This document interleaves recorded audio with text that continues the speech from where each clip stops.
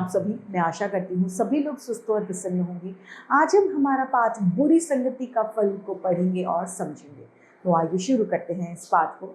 यह है पाठ 2, बुरी संगति का फल। एक बार की बात है, रोम में एक चित्रकार रहता था। चित्रकार यानी जो चित्रकला करता है। उसने एक बार एक भोले भाले बच्चे को ढूंढा और उसका एक बेहद सुंदर सा चित्र बनाया। चित्र बहुत सुंदर था।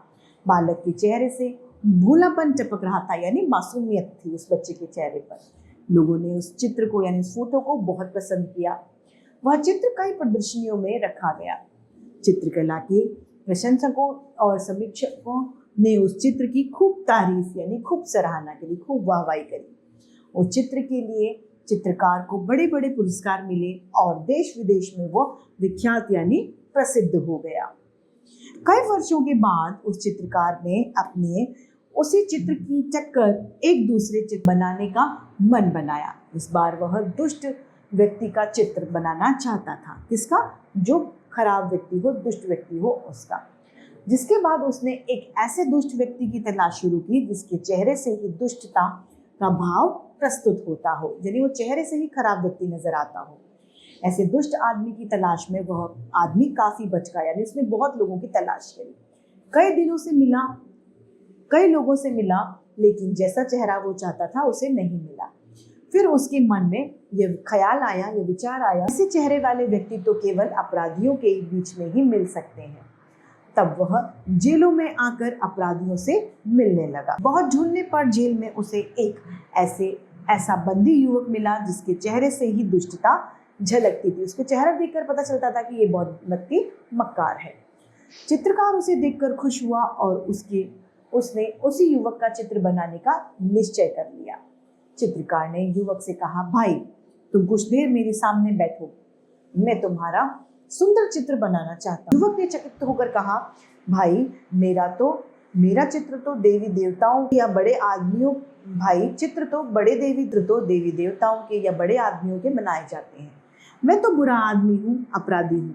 मेरा चित्र आप आखिर क्यों बनाना चाहते? बंदी युवक को अपना पहला चित्र दिखाकर कहा, देखो मैंने कई साल पहले एक भोले बच्चे का चित्र बनाया था। वह चित्र बहुत पसंद किया गया। अब मैं उसी जोड़ का ठीक उल्टा कर चित्र बनाना चाहता हूँ कि मेरे इस चित्र के बारे में लोगों की क्या राय है। अब भी मेरी चित्रकारी का वह कमाल है या नहीं? युवक ने इस चित्र को देखते ही वह रोने लगा। चित्रकार को युवक का रोना देखकर बड़ा आश्चर्य हुआ। उसने युवक से उसके रोने का कारण पूछा कि आखिर आप रो क्यों रहे हैं? युवक ने रोते हुए कहा, भाई आप जो चित्र मुझे दिखा रहे हो वह मेरा ही है। बचपन में मैं ऐसा था। चित्रकार हैरान में पड़ गया, यानी वो आश्चर्य में बढ़ गया और उसने कैदी के चेहरे को ध्यान से देखा और पूछा, तुम इतना कैसे बदल गए?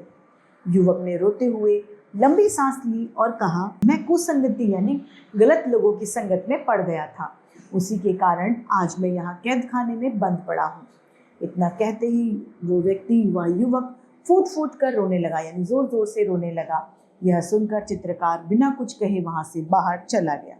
यानी इस कहानी से हमें शिक्षा मिलती है कि बुरी संगत का फल भी बुरा ही होता है। अतः अच्छी संगत वाले लोगों के साथ रहिए ताकि आपका आचरण भी अच्छा बने। इसी के साथ ये पाठ समाप्त होता है। मैं उम्मीद करती हूँ सभी को ये समझ में आया होगा। आज के लिए इतना ही, फिर मिलते हैं। धन्यवाद।